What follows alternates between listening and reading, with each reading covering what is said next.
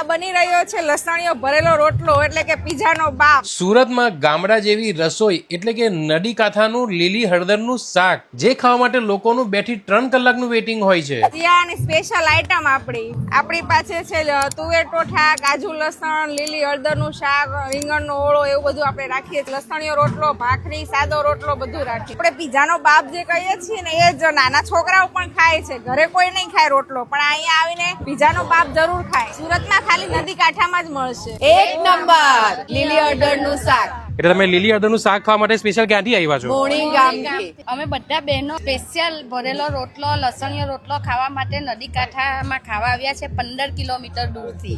બધું જ બહુ ફાઇન, લોકેશન પણ ફાઇન, સિટિંગ એરેન્જમેન્ટ પણ ફાઇન, બધું જ સરસ। આ લોકો આ બધા રોટલા કરે તો બહુ જ ગમ્યું આ બધું તો બહુ સરસ ને દેશી સ્ટાઇલમાં ચૂલા પર રોટલા બનાવે અમને બહુ ગમે। આ છે પીઝાનો બાપ ભરેલો રોટલો, ખાવાની બહુ મજા આવે। ગાઈસ તમે બિલીવ નહીં કરશો, ગામડાની આ દેશી આઈટમ ખાવા માટે લોકો 30 થી 40 કિલોમીટર દૂરથી આવે છે। જો તમારે પણ આવું જ કંઈક દેશી ફૂડ ખાવું હોય તો વિઝિટ કરો નદી કાંઠો કેફે એન્ડ ગાર્ડન રેસ્ટોરન્ટ।